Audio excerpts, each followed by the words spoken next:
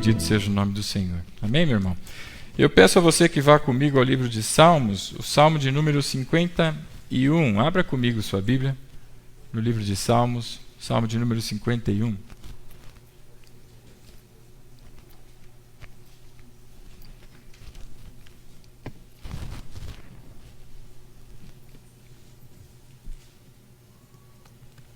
Quem achou, diga amém. Quem não achou, diga peraí. Salmo de número 51, do verso 1 em diante. Assim diz a palavra do Senhor. Tem misericórdia de mim, ó Deus, por teu amor, por tua grande compaixão. Apaga as minhas transgressões, lava-me de toda a minha culpa e purifica-me do meu pecado. Pois eu mesmo reconheço as minhas transgressões e o meu pecado sempre me persegue. Contra ti, só contra ti pequei e fiz o que tu reprovas. De modo que justa é a tua sentença e tens razão em condenar-me. Sei que sou pecador desde que nasci, sim, desde que me concebeu minha mãe. Sei que desejas a verdade no íntimo e no coração me ensinas a sabedoria. Purifica-me com hisopo e ficarei puro. Lava-me mais branco do que a neve serei. Faze-me ouvir de novo júbilo e alegria, e os ossos que esmagaste exultarão. Esconde o rosto dos meus pecados e apaga todas as minhas iniquidades. Cria em mim um coração puro, ó Deus, e renova dentro de mim um espírito estável. Não me expulses da tua presença, nem tires de mim o teu Santo Espírito. Devolve-me a alegria da tua salvação e sustenta-me com um espírito pronto a obedecer. Então ensinarei os teus caminhos aos transgressores, para que os pecadores se voltem a ti. Livra-me da culpa dos crimes de sangue, ó Deus, da minha salvação. E a minha língua aclamará a tua justiça. Ó Senhor, dá palavras aos meus lábios e a minha boca anunciará o teu louvor. Não te deleitas em sacrifícios, nem te agradas em holocaustos, senão eu os traria. Os sacrifícios que agradam a Deus são um espírito quebrantado, um coração quebrantado e contrito, ó Deus, não desprezarás. Por tua boa vontade, faze Sião prosperar. Ergue os muros de Jerusalém, e então te agradarás dos sacrifícios sinceros, das ofertas queimadas e dos holocaustos, e novilhos serão oferecidos sobre o teu altar. Feche os teus olhos, curve sua fronte e vamos orar. Pai, obrigado, Senhor, por essa noite, pelo privilégio que temos de estarmos juntos em tua casa pelos méritos de Cristo na cruz. Obrigado por tua palavra, Senhor, e que o teu Espírito Santo fale conosco, Pai. Que o teu Espírito Santo mova o nosso coração. Que o Senhor faça a tua obra apesar de todos nós, Pai. E que não seja, Senhor, não sejam as minhas limitações, não seja a minha, Senhor, falha, que atrapalhe o teu mover, mas que o teu Espírito, Pai, complete a boa obra a qual o Senhor se propôs a iniciar na vida de cada um de nós. E desde já, por tudo isso te agradecemos, Pai. Em nome de Jesus, amém e amém. Amém, meu irmão? Você já cometeu um erro assim, punk mesmo, aquele erro que você fala, o que eu fiz? Você já cometeu um erro gravíssimo? Não? Sim? Sim. Eu e a irmã aqui já. Tem mais alguém que cometeu um erro grave? Do qual você fala, mano, o que eu fui fazer, né? E você já cometeu um erro gravíssimo sem ter a menor noção do que você estava fazendo? Já? Eu também. Eu sou casado, esse ano eu completo 18 anos de casamento, 18 anos com a minha digníssima, excelentíssima, belíssima, né? Amadíssima Dona Helly, não é? 18 anos já que ela me aguenta, e isso é para poucos, né? Glória a Deus. E a minha esposa, ela é diabética, e quando engravidamos do Rafael, nosso primeiro filho, ela foi uma gravidez, a primeira, não é? E a gente não sabia muito bem como é que funcionava essa história de gravidez, e eu só via a barriga dela crescendo, e eu falei, eu acho que está indo bem, e aí de repente ela passava mal por causa da diabetes, mas ficava tudo bem. Aí um dia eu estou chegando em casa, irmão, e depois do trabalho, né, um dia cheio, e aí eu entrei em casa. Na ocasião eu morava no apartamento. Quando você abre a porta da sala assim, Vem o corredor, você dá de frente para a sala.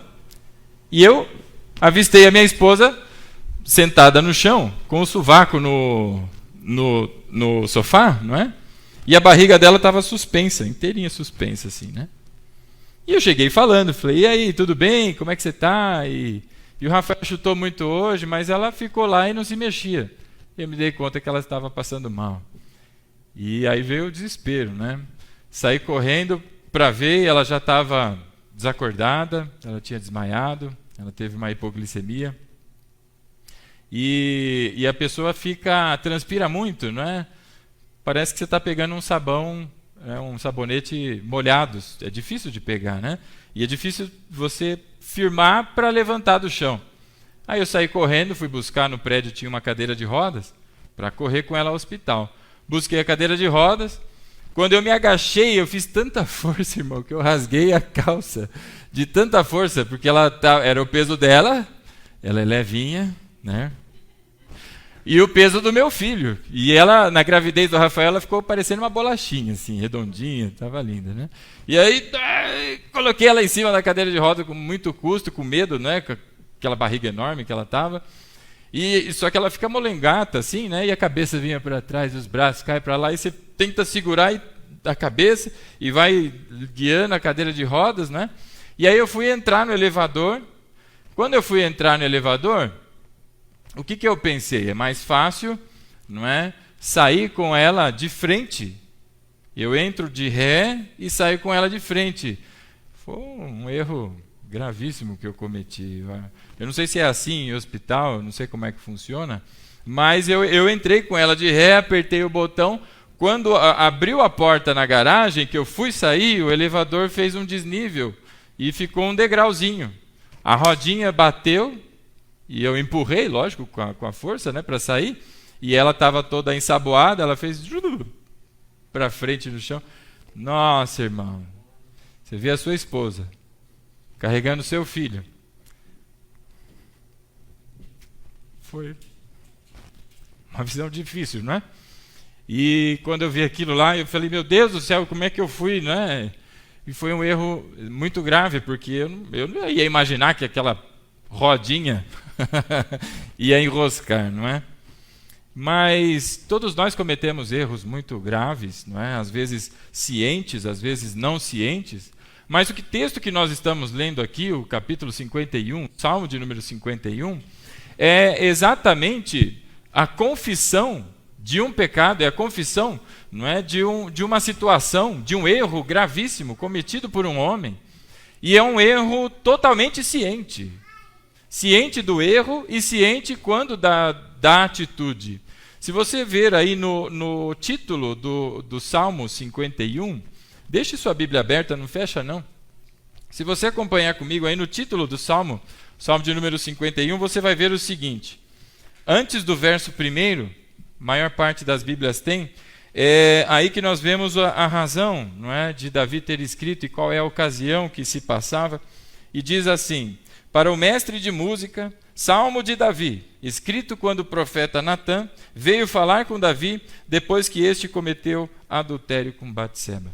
Então é um momento de um erro gravíssimo que Davi tem, e Deus permitiu que isso fosse registrado, não só para aquelas pessoas da época, para Israel de uma maneira geral, mas também para mim e para você, para que nós conhecêssemos, não é, a reação. Quando você comete este erro grave, este erro gravíssimo, qual é a tua reação? O que você faz? Não é? Nós estamos vendo aqui qual foi a reação deste homem, chamado Davi, o rei Davi. E o Salmo 51, meus irmãos, ele é um salmo, além de muito bonito em termos das suas palavras, da condição e dos sentimentos envolvidos aqui que Davi estava expressando no Salmo 51, mas de maneira literária, ele também é bonito. Se você analisar a estrutura do Salmo 51, você vai encontrar uma moldura. Ô mãe, você que pinta aí, como é que chama aquele negócio? Você tem a moldura, dentro tem aquele negócio branco, como é que chama aquilo? Passepartout, e aí vem a tela, né? Você tem a tela, o quadro, você tem aquele trocinho branco, o tal do Passepartout, e aí fora ainda vem a moldura. E tem quadro que ainda tem outra do lado de fora. O Salmo 51, ele também foi escrito assim. ele tem uma moldura que são os 2 primeiros versículos e os 2 últimos versículos. Tanto os 2 primeiros quanto os 2 últimos são um clamor por misericórdia. Davi, ele clama por misericórdia. Os 2 primeiros versículos e os 2 últimos, ou seja, os versos 1 e 2, Davi clama por misericórdia para a sua vida. E os versos de 18 e 19, Davi clama por misericórdia pelo povo de Israel. E aí você vê então essa primeira moldura. Dentro dele vem uma outra moldura.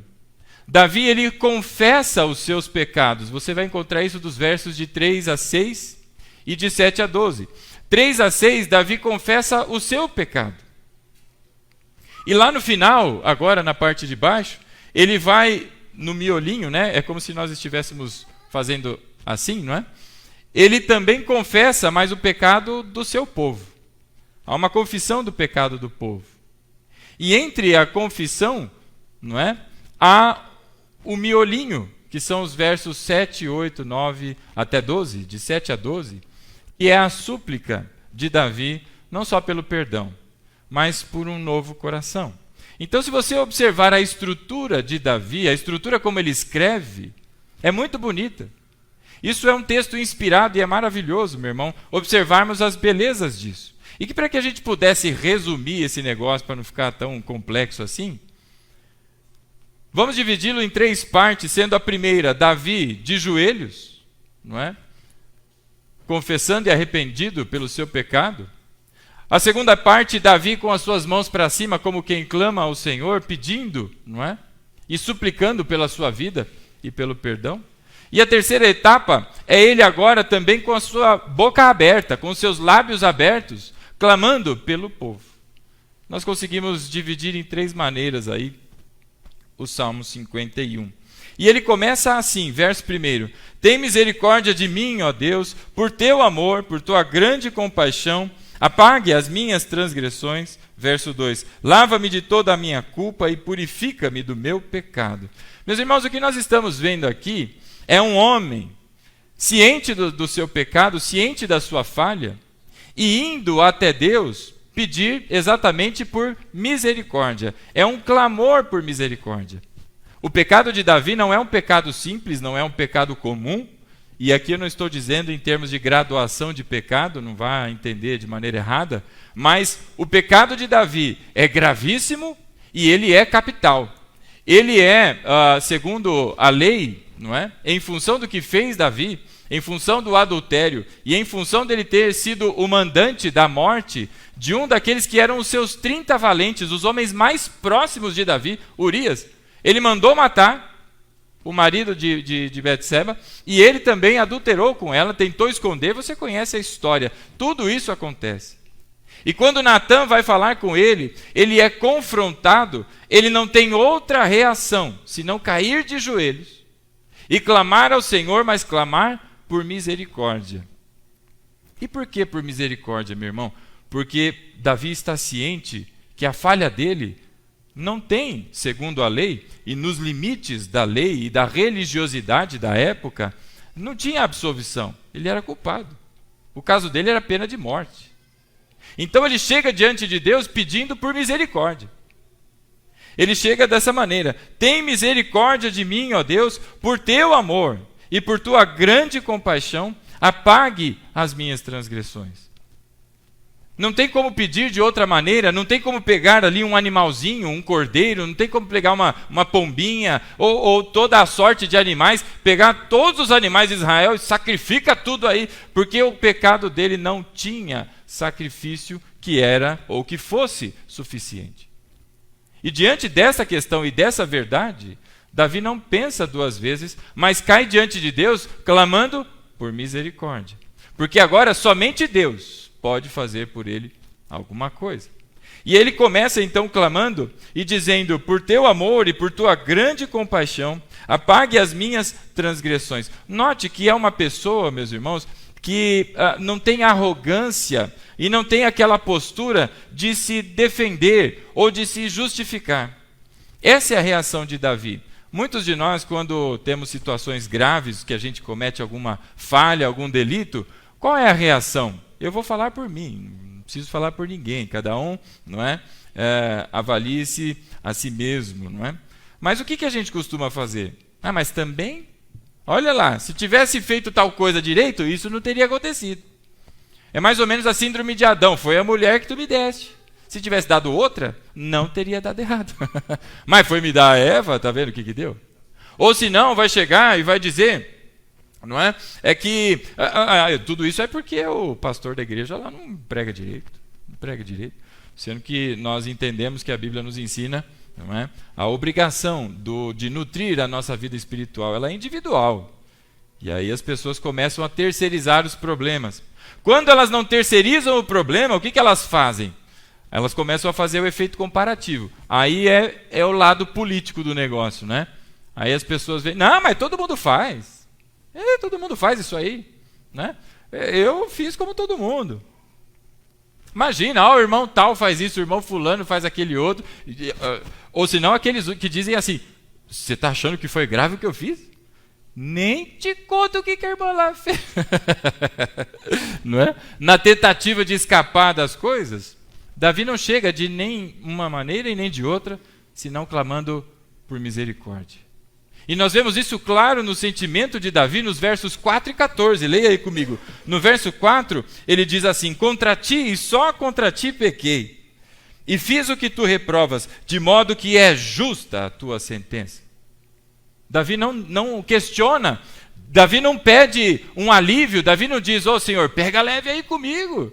Eu sou o rei de Israel, dá uma segurada aí. Davi não faz nada disso. Davi poderia, como rei, dizer, mas Natan, faz favor, Natan. Eu sou um guerreiro, matei Urias, e daí? Quantos eu não matei por aí? Quantos filisteus ficaram sem o negocinho lá, porque eu arranquei 200 para casar com a filha de Saul? Ele pediu 100, eu arranquei 200. Ele não podia falar isso para o Natan? Podia, ele era o rei, irmão. O rei está lá, né, na sua soberania sobre a nação. Mas ele não faz isso. Ele diz, é justa a tua sentença. E no verso 14, acompanhe lá comigo. Livra-me das culpas dos crimes de sangue, dos meus crimes de sangue. Ó Deus, o Deus da minha salvação. Então é um homem totalmente ciente do seu pecado e que não foge dele, mas vai até Deus e busca em Deus por misericórdia. E aí quando Natan confronta, não é, Davi, e que ele cai de joelhos, meus irmãos, é que ele tem essa postura. Ele finalmente percebe o erro que ele cometeu, finalmente percebe a gravidade das atitudes que ele teve e das ações que foram geradas em função do seu erro. E diante disso, meus irmãos, eu penso que todos deveriam amar a pregação da palavra. Amar a pregação da palavra. Porque a palavra confronta a minha vida e a sua vida. Assim como Davi foi confrontado, Natan vira para ele depois de explicar toda aquela historinha. Esse homem que matou, esse homem é você. O que a Bíblia faz comigo e com você é isso, é apontar para mim e para você nas nossas falhas, nos nossos defeitos. Por isso nós deveríamos amar a pregação da palavra. Mas tem gente que infelizmente não gosta. Mas por quê, pastor? Porque esse confrontamento não vem para nos destruir. Esse confrontamento da palavra não vem para te esmagar e para te colocar lá embaixo, como Deus pisando nas pulguinhas, fala, toma, pecador. Não é isso. Mas ele vem para restaurar, para regenerar, para mostrar o aspecto, não é, negativo e ruim da natureza pecaminosa e restaurar para uma nova vida com Cristo. É isso que está acontecendo com Davi. Ele ouve Natan, cai de joelhos e começa a clamar por misericórdia. E ele pede assim no verso 2, lava-me de toda a minha culpa e purifica do meu pecado. Preste atenção, a culpa é de quem? A culpa é minha, diz Davi. O pecado é de quem? O pecado é meu. É uma pessoa totalmente ciente. Isso é muito importante, meu irmão. Sabe por quê? Eu não sei quantos já se envolveram com trabalhos ou pessoas que tinham qualquer tipo de dependência. Mas eu conheci uma turma que era da Cristolândia, e tinha um pessoal lá, naquele celebrando a recuperação, trabalhos bonitos. A primeira coisa para o início de um tratamento é você ter bastante claro e ciente que você tem um problema. Porque se você não sabe que você tem um problema, ou você não admite ter um problema, você vai tratar do quê? Eu não preciso de nada, não. Eu não preciso de tratamento, não. Está tudo certo. Agora, quando eu tenho ciência, lava-me de toda a minha culpa e purifica-me do meu pecado. Quando nós chegamos assim, conscientes, não é? Esse é o início para que as coisas aconteçam. E aí, meus irmãos, tem alguém que possa pensar assim, mas eu trabalho na igreja, né? Eu ajudo não sei o que lá, eu faço não sei o que, eu acho que eu estou bem na fita, né? Eu tenho uns detalhezinhos, mas a religião, meus irmãos, e essa dinâmica que as igrejas têm, elas ofuscam, não é?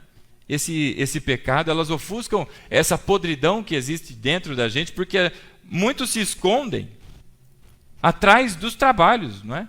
Para demonstrar uma vida piedosa, mas por trás ali o negócio.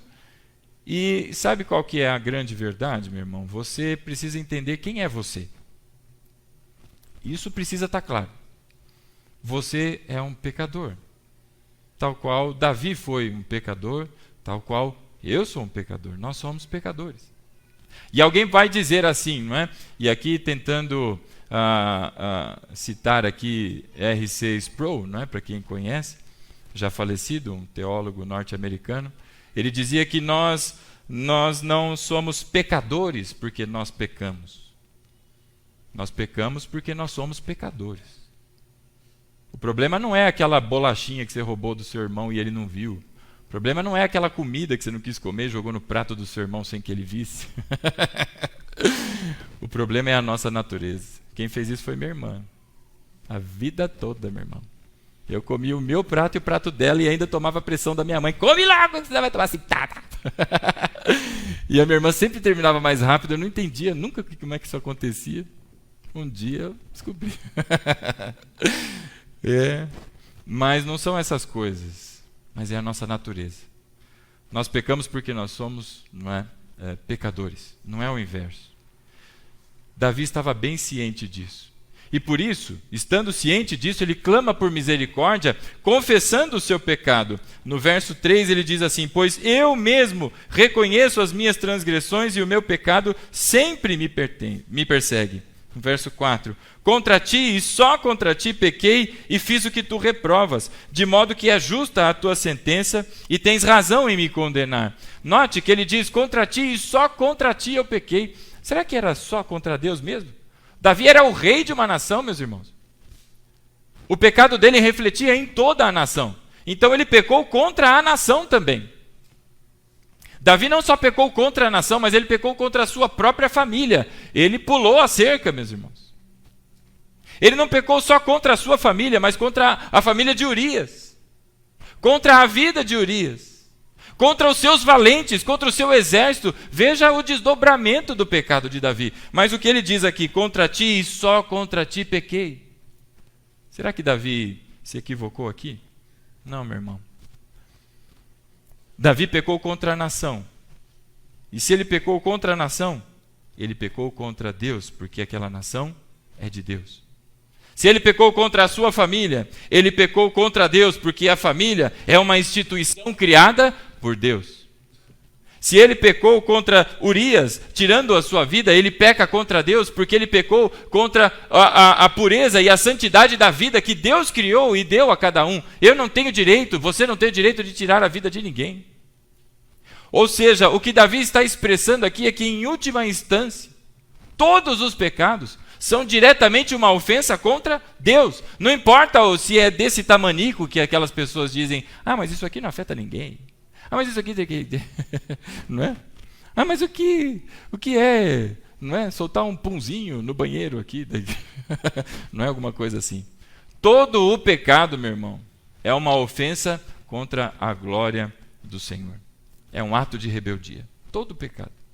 Por isso, em última instância, o que você faz à sua esposa, ao seu marido, aos seus filhos, no seu trabalho, as fraudes que alguns praticam e todas as coisas, isso é um pecado contra Deus. E aí no verso 5 ele diz, Sei que sou pecador desde que nasci, desde que me concebeu a minha mãe. Eu sei que desejas a verdade no íntimo e no coração me ensinas a sabedoria. No verso 6, eu sei que desejas a verdade no íntimo.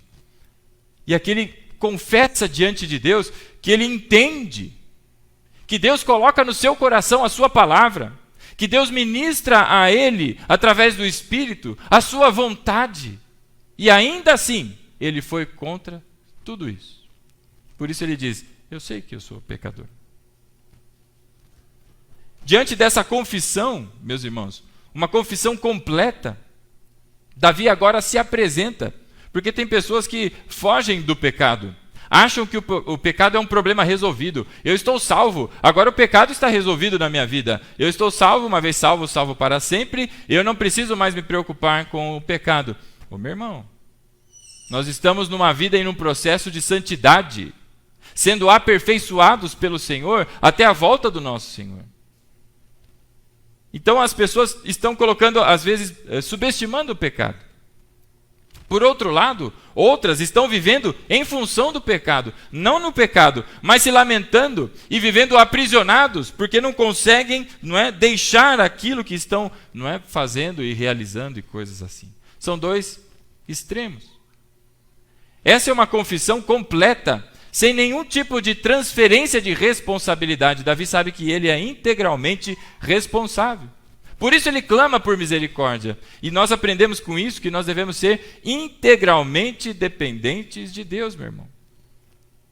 Para tudo, a começar pela misericórdia. Alguém aqui merecia qualquer coisa da parte de Deus? E Deus assim não o fez? Isso é graça, meu irmão. Favor imerecido. É misericórdia sendo manifestas na minha vida e na sua. Então Davi, ele expressa e manifesta a sua confissão e de uma maneira maravilhosa. Nós precisamos aprender a confessar os nossos pecados diante de Deus e não justificar, não explicar para Deus por que você fez tal coisa. Mas antes de qualquer coisa, dizer, eu errei. Outro dia brigando lá com a minha esposa, voando as panelas lá em casa, chinela havaiana pra cá, e não sei o que e tal. Ela virou pra mim, por que você falou que isso? E eu disse pra ela assim, mas eu nem lembro o que era mais, mas eu falei, não, mas você entendeu errado, não foi isso que eu quis dizer. E se não entendeu errado, se não foi isso que eu quis dizer, é tentar explicar o erro, meu irmão, errou. O que tem que se fazer não é explicar o erro, mas pô, errei, desculpa aí. Levanta a mão, a bandeirinha branca, perdão, eu errei mesmo, não devia ter dito isso. E depois você explica, não é?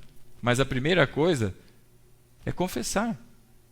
Confessar os pecados. Isso é muito importante, meu irmão. Senão dentro de você, você alimenta um monstrinho em que você sempre entende que você está certo, você sempre entende que você é o mega bonzão, e todos ao seu redor não servem, não prestam, sempre errados, e você passa a se julgar superior às pessoas. Por isso, nós precisamos aprender a confessar os nossos pecados, irmãos. Porque através da confissão também, nós encontramos o perdão. Quantas vezes quando alguém disse, verdade, eu errei, desculpe, errei. Não acabou a briga? Você não quebra, não desmonta toda aquela articulação que está vindo contra você? Eu me lembro uma vez, meus irmãos, eu morava no Jaguaré, num prédio, e eu estacionei o meu carro na frente do jet ski de alguém que eu não conhecia, e era uma sexta para sábado. Eu cheguei sexta-feira, saí aqui da igreja, era bem tarde, cheguei, estava tudo escuro e eu estava até meio zaroio de sono. Onde eu vi o lugar, eu entrei de ré e parei e saí. O meu carro era grande, largo, nem vi. Aí no dia seguinte eu dormi até tarde, eu levantei, era umas 11 horas da manhã, eu acho. A Ellen tinha ido fazer sei lá o quê, eu não tinha meus filhos ainda, então eu escutava assim lá no fundo, o sonzinho do telefone tocando, do interfone tocando, gente gritando meu nome, eu falei, nossa, o que está acontecendo, né? Aí quando eu levantei, em vez de ver tudo isso, o que eu fui fazer? Eu vou tomar um banho. Aí vai lá, né? Lava o sovaco, não sei o quê. Aí terminou de tomar banho, em vez de atender e ver aquele mundaréu de ligação, né? Eu fui tomar café, tal. Já era umas 11h30. Aí tocou meu telefone de novo, eu fui atender a meu pai, Rodrigo, pelo amor de Deus, você desce lá e não faça nada, vai. Eu falei, desce aonde, pai? Você estacionou o carro na frente do jet ski do homem, o homem está nervoso e parece que ele é perigoso. Eu falei, vixe, tá bom, né? Vou descer. Aí eu desci. Eu morava no 13º e o meu carro estava no -4. Aí vai no elevador, aquela musiquinha do gás, né? Não tinha musiquinha. Aí cheguei lá no -4. Eu vou lá, meu carro estava de frente assim, cheguei lá no carro, olhei atrás. Mas não tem jet ski nenhum aqui. Aí eu estou indo embora. Quando eu estou indo embora, eu escuto o cara vindo, mas ele veio descendo 4 subsolos assim, cantando pneu. Ele parou o carro na minha frente e já veio gritando, você que é o dono dessa caminhonete! E aí eu disse para ele, falei, sou eu mesmo. Você parou na frente do meu jet ski! Aí, e bravão assim, mas ele chegava até babar quando ele falava assim, sabe? Aquela coisa, né? Aí eu olhei e falei, não, irmão, mas eu olhei aqui, não tem jet ski não. Porque eu já tirei! Eu falei, você conseguiu tirar? E aí o cara, mano, você tá me irritando. Porque eu não estava sabendo nem o que estava acontecendo. Eu falei, mas te atrapalhei? Ele falou, pô, eu tinha marcado 6 horas da manhã para passear com não sei o quê. E o cara é desses caras briguentos, né? E tal. Aí eu falei, poxa vida, estraguei o teu passeio, irmão. Você me desculpa? Aí o cara falou, então tá bom. Falei, era isso? Meu irmão, eu fiquei 1 hora conversando com ele lá, e ele lá, né? Dali a pouco ele falou, ó, se não tiver lugar para parar o carro, você pode parar na frente do meu jet ski. Você pode. E tem mais. Você gosta de andar de jet ski? Eu falei para ele, não, mas... Ó, o dia que você quiser andar de jet ski, o meu tá aí. Você não precisa nem pedir. Porque se não tiver aí, eu sei que foi você. Pode levar, pode. Virou meu amigão. Sabe por quê, meu irmão? Porque eu só virei para ele e falei, pô, desculpa, rapaz. Estraguei o teu passeio. E o cara percebeu que eu não estava com intenções, não é?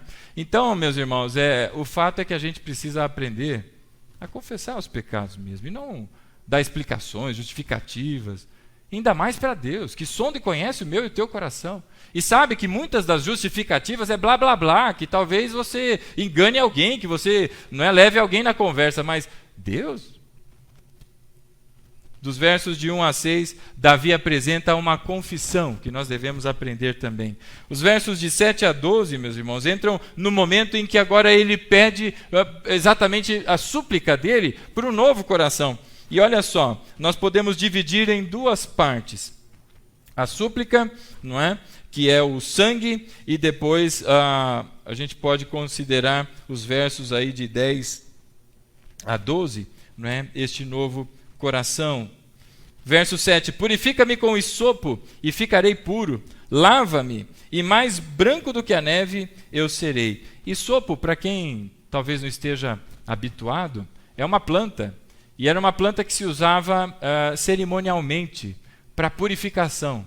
Ela era mergulhada no sangue do animal que fora imolado e se aspergia o sangue sobre, era o sacrifício que era feito. Isso era para a purificação de leprosos ou de pessoas que colocavam as mãos em cadáver.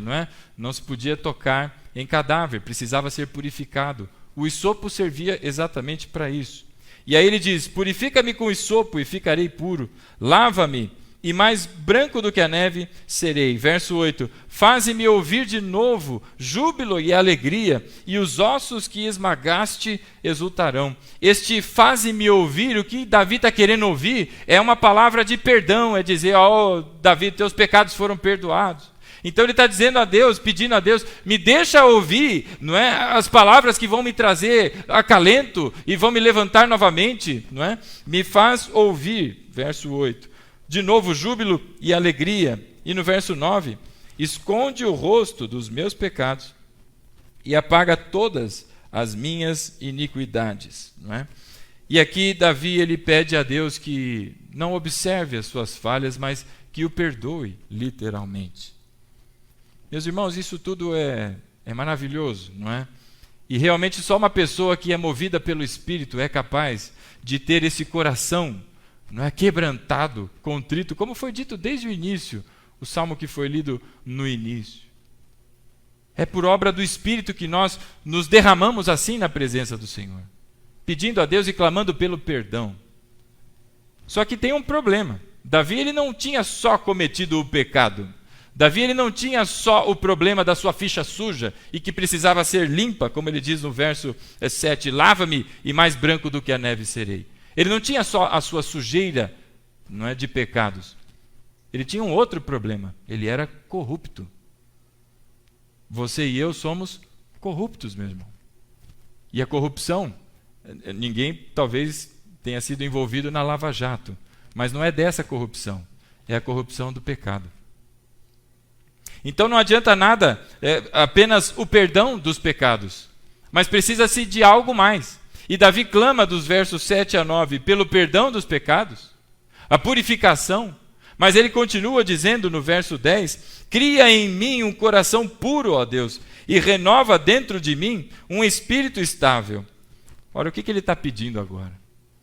Que Deus dê a ele condições de que ele não mais haja segundo a maneira que ele agiu antigamente, ou que ele siga pelos mesmos caminhos que ele estava seguindo até então, mas que Deus agora o ensine a caminhar de uma outra maneira, que ele tenha um coração renovado, um coração puro, um espírito estável.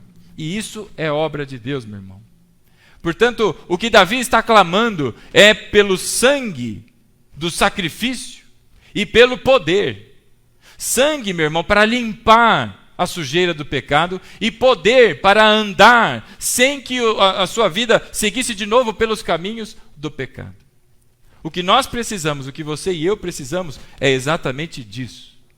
Essa graça que nos tira da morte e nos traz para a vida. É esta mesma graça que agora nos sustenta na nova vida em Cristo, para que a nossa vida reflita e redunde em louvor e glória ao nome do Senhor. Nós precisamos de Deus, nós precisamos do poder de Deus, nós precisamos de unção da parte de Deus. E segundo a Bíblia, unção é o Espírito Santo. 1 de João vai dizer que o Espírito Santo é a unção sobre aquele que vai ensinar sobre a palavra de Deus, não aquele que está ensinando, mas é ele quem ensina a todos nós. Nós precisamos do poder de Deus, meu irmão, para andarmos numa nova vida em Cristo. É mais ou menos como se nós ganhássemos um helicóptero de Deus, né? Você gostaria de ganhar um helicóptero? O que você vai fazer com isso, irmão? Você lá sabe dirigir esse troço? Eu não sei nem aquele monte de botão. Onde que liga o ar-condicionado? Só o ar-condicionado já ia ficar feliz. O que você precisa? Você precisa, não é, ser capacitado. Você precisa de poder, de instrução. E é o que Deus faz comigo e com você. E é o que Davi está clamando aqui, verso 10. Cria em mim um coração puro, ó Deus, e renova dentro de mim um espírito estável. E no verso 11, não me expulses da tua presença e nem tires de mim o teu Santo Espírito. Ora, Davi está falando aqui agora, lembrando-se de Saul, que teve a mesma situação. E Deus tirou dele o Espírito. E o que Davi pede aqui é que sobre ele isso não aconteça, mas que Deus, pelo seu poder, o renove e o ajude a caminhar de maneira que agrade ao Senhor, e não mais da maneira como ele vinha vivendo e aprendeu e reconheceu, réu confesso. Então ele pede a Deus um sacrifício e pede a Deus poder. Sacrifício para a purificação dos seus pecados e poder para andar numa vida nova. O que talvez você não tenha percebido é que desde o início nós comentamos que, segundo as leis, Davi não tinha mais recursos, ele não podia recorrer a lado nenhum. A pena dele era pena de morte, era pena capital. Não tinha o que fazer. O que ele está pedindo a Deus agora, quando ele diz no verso 7, purifica-me como hisopo e ficarei puro, lava-me mais branco do que a neve serei, faze-me ouvir de novo júbilo e alegria. O que ele está pedindo a Deus é um sacrifício superior. E que nenhum outro seria capaz de atender a esse requisito. Ele pede a Deus um sacrifício que fosse maior. Ele mesmo diz, não é? No verso 16, não te deleitas em sacrifícios e nem te agradas em holocaustos, senão eu os traria. Em outras palavras, não há nada que eu possa fazer. Eu estou integralmente nas mãos do Senhor. Eu preciso do seu perdão, da sua misericórdia. E aí ele continua, não é? No verso 12. Devolve-me a alegria da tua salvação e me sustenta com um espírito pronto a obedecer. Quem dá um espírito pronto a obedecer e quem nos sustenta neste espírito de obediência é o Senhor, meu irmão. Da sua força e na minha força nós não conseguimos. Por isso é tão importante que você continue orando. Por isso é tão importante que você continue jejuando. Por isso é tão importante que você continue lendo a Bíblia, aprendendo e tendo comunhão com os irmãos. Porque é Deus, meu irmão, quem nos sustenta no espírito de obediência. Você sozinho é presa fácil. Amém, meu irmão? E ele continua dizendo, no verso 12, devolve-me a alegria da tua salvação e me sustenta com o espírito pronto a obedecer. Só que no verso 13 agora, parece que muda a tonalidade de Davi, e ele muda o seu discurso, até aqui ele estava falando somente dele, é a minha culpa, é o meu problema, é o meu pecado, e no verso 13, agora parece que aparece o povo, muda a figura que Davi está trazendo aqui. Alguns, inclusive, críticos vão dizer que o Salmo 51 são fragmentos de outros salmos e que misturaram tudo, e disseram que este é um só, e não é, meu irmão. Há uma grande coerência aqui, e nós vamos ver isso na sequência. E no verso 13 ele diz assim: então ensinarei os teus caminhos aos transgressores, para que os pecadores se voltem contra ti. E agora ele está dizendo: coloque em mim um espírito inabalável, porque agora, se eu, o rei da nação, caí na astúcia do pecado, se eu que sou o rei, dei ouvidos a tudo isso e fiz toda essa atrocidade, o que será que o povo agora está fazendo? O que será que as pessoas que conhecem o meu pecado estão pensando? Por isso agora eu quero falar com eles, eu quero me pronunciar, eu quero pregar a tua palavra a eles. Então agora renovado, ele espera agora poder ir até as pessoas e falar sobre isso. Falar o quê? E aí os versos seguintes vão dizer exatamente o que ele quer dizer. O importante que você perceba até aqui, no verso 13, é que em nenhum momento Davi entende ou presume que já foi perdoado. Davi não entende, opa, beleza, Deus me perdoou. Agora, mas ele já está querendo pregar para os outros, então ele está subentendendo que foi perdoado. Não, ele está pedindo a Deus. Tanto que no verso 14, olha só, livra-me da minha culpa. Ele continua clamando para que ele seja liberto de tudo isso. E aí ele diz, não é? Livra-me da minha culpa, dos crimes de sangue, ó Deus, da minha salvação, e a minha língua aclamará a tua justiça. Ó Senhor, dá palavras aos lábios, e a minha boca anunciará o teu louvor. E quando ele diz agora, não é que ele vai pregar essas pessoas, os versos 16 e 17 são exatamente as palavras que ele quer transmitir para o povo. E as palavras que ele quer transmitir é: não te deleitas em sacrifícios e nem te agradas em holocaustos, senão eu os traria. Os sacrifícios que agradam a Deus são um espírito quebrantado e um coração quebrantado e contrito. Ó Deus, não desprezarás. É isso que ele quer ir falar às pessoas agora.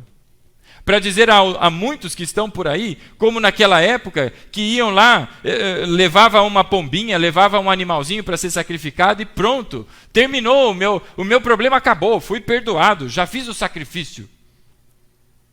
Mas não muda o coração, não tem esse poder de se manter agora, o poder de Deus, de se manter numa vida estável na presença do Senhor, caminhando segundo o Espírito, como vai dizer o apóstolo Paulo. Em Gálatas, no capítulo 5, diz o apóstolo Paulo que se nós andarmos no Espírito, jamais satisfaremos as vontades da carne. E é isso que Davi está clamando. E ele quer pregar exatamente isso para aquelas pessoas.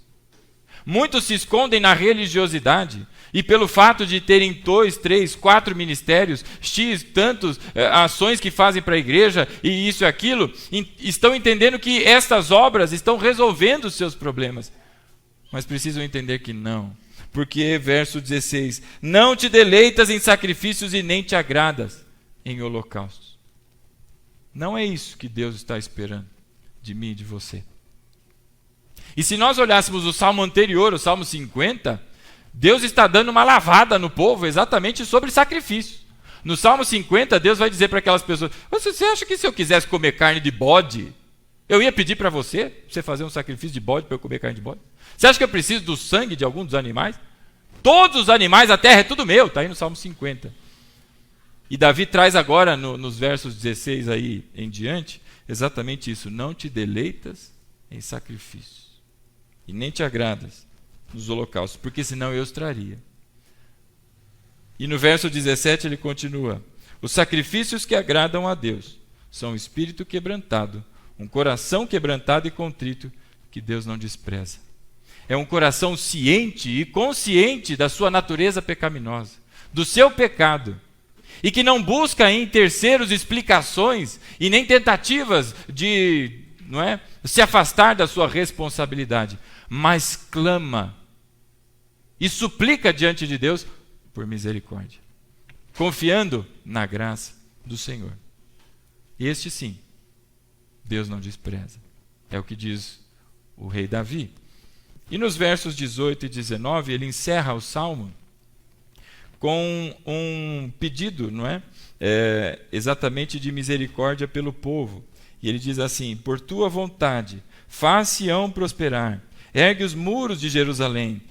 Não leva em conta a multidão de pecados do povo, mas faz o povo prosperar. Ele está clamando por misericórdia. E então te agradarás, quando houver o coração quebrantado. E então te agradarás, verso 19, dos sacrifícios sinceros, de gente que realmente não está de nenhum tipo brincando com a sua fé, de que peca e depois pede perdão, como quem bate cartão na empresa só para marcar o horário, mas se esconde no banheiro para dormir, coisas assim. Mas é quem realmente entende quem é e a integral dependência que tem de Deus, da sua misericórdia, para que entenda a necessidade desse perdão que nós recebemos.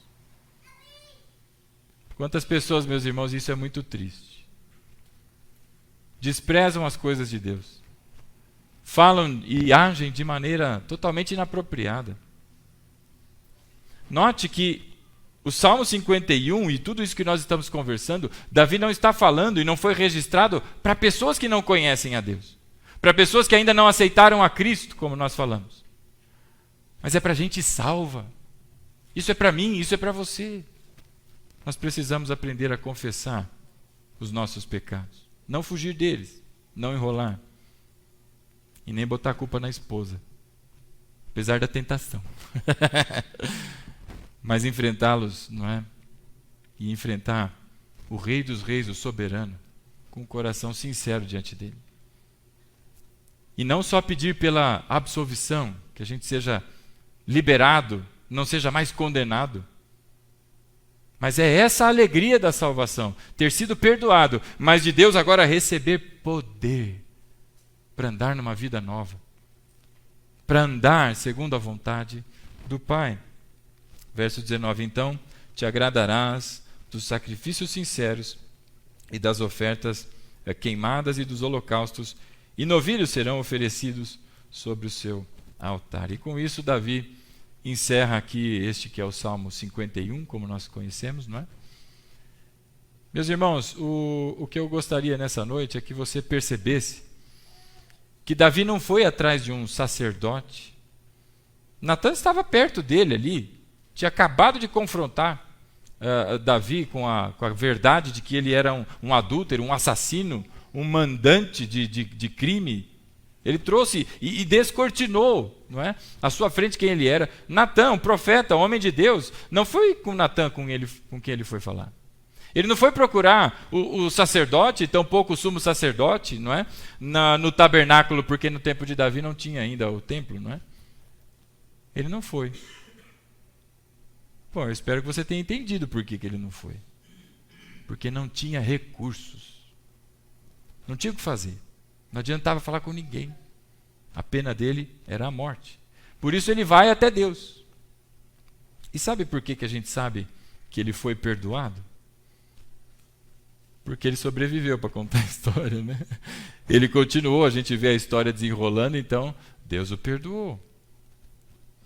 E o interessante de tudo isso, meu irmão, é que talvez, sem que Davi soubesse, o clamor no verso 7 era um clamor de um sacrifício superior, um um sacrifício que fosse maior do que todos aqueles que Israel era capaz de fazer nos seus rituais e cerimônias, não é? De purificação, os ritos sacrificiais. O que ele pede é um sacrifício maior, e Deus ouve essa oração e nos envia o sacrifício maior, que é o Senhor Jesus, o Cordeiro de Deus que tira o pecado do mundo. Deus ouviu a oração de Davi, ele foi, sim, perdoado. E nós todos, hoje, em Cristo, na expressão que é tipicamente paulina, em Cristo, nós também encontramos perdão. O livro de Hebreus vai nos dizer que os sacrifícios antigos, eles eram feitos, mas não geravam a consciência no pecador. O sacrifício de Cristo é superior. E em nós gera essa consciência. A consciência da nossa natureza pecaminosa, da nossa dependência integral de Deus. E nessa noite, meus irmãos, segundo a confissão de Davi, a súplica dele por um novo coração, para que ele não somente fosse perdoado, mas restaurado. Eu quero te dizer que a palavra de Deus, ela vem nos confrontar, para nos mostrar quem nós somos, para que você não ande na soberba e como um grande bobão, achando que você, mas que de fato eu e você carecemos do Senhor para tudo. E esse confrontamento que parece doer e ser, não é, agressivo, ele não vem para nos destruir, mas assim como Davi foi regenerado e recebeu de Deus um novo coração, Deus, através da sua palavra, também nos confronta, para que nós também sejamos regenerados e dele recebamos um novo coração. Caminhemos agora pela graça, não mais ali como humilhados naquela vida, porque tem gente que acha que, eu sou pecador. Acho que é até bonito ficar falando assim, né? Eu sou pecador. Não, pastor, desculpa, é porque eu sou pecador. Meu irmão, amém, todos nós somos. E graças a Deus que isso agora é uma etapa, porque pelo sangue de Cristo agora nós somos regenerados. E em Cristo nós encontramos perdão, fomos purificados de tudo isso. E nele, no Senhor, nós recebemos o Espírito, e recebereis poder quando descer sobre vós o Espírito Santo, para agora andarmos numa nova vida em Cristo. Portanto, é tempo de nos levantarmos, se de Deus recebemos o perdão, agradecidos, manifestando toda a gratidão que existe no nosso coração, e agora caminhando, ouvindo tão somente o Espírito, e a nos guiar como um vento, que a gente não sabe de onde vem nem para onde vai. Mas o que a gente sabe é que é a vontade de Deus a se manifestar. E quando Deus manifesta a sua vontade, aquilo que é bom, perfeito e agradável é visto por todos os homens. Por isso, nessa noite, meu convite a você é que, através dessa experiência de Davi, que talvez muitos de nós não tivemos, ou tivemos semelhantes, não sei, cada um tem a sua vida, que nós aprendamos a confessar os nossos pecados diante de Deus, não fugir deles, não contar historinhas para Deus. Suplicar pelo perdão, que em Cristo, o sacrifício maior, nós recebemos. E agora, com a alegria da salvação, com o poder do Espírito Santo na nossa vida, avançarmos dizendo a todas essas pessoas que não são sacrifícios, não é o Opus Dei, você ficar se chicoteando, porque eu sou pecador, mas é diante de Deus se derramar. E agora, perdoado, se levantar no poder do Espírito Santo e caminhar segundo a vontade de Deus. Continue orando, meu irmão, continue jejuando, mortifique a tua carne, não deixe de estar em comunhão, não deixe de ler a palavra, cresça espiritualmente, deixe Deus trabalhar na sua vida, porque Ele está completando a boa obra que Ele iniciou na tua vida e na minha. E isso é maravilhoso, meus irmãos, porque eu estive por aqui há alguns anos, e Deus me mandou para bem longe daqui. E a obra continuou sendo feita na minha vida e no meu coração. E Deus continua trabalhando. E agora Ele me trouxe para cá de novo, e com muita alegria e com muita gratidão, aqui estou com os irmãos para dizer que, assim como Davi queria dizer a todas aquelas pessoas, é o meu desejo de dizer a todos que, meus irmãos, o que realmente Deus espera de você e de mim é esse coração sincero, arrependido, para que ali, na nossa fraqueza, o seu poder se manifeste. a sua força se manifeste e nós sejamos levantados como igreja vitoriosa, em nome de Jesus e pelo poder do Espírito Santo, a caminhar e a andar e por onde for, a sua luz que reflete em mim e em você, ilumine cada uma das pessoas por onde a gente passar, e assim o nome de Deus é glorificado. Bendito seja o Senhor. Eu convido você a se colocar de pé, nós vamos orar.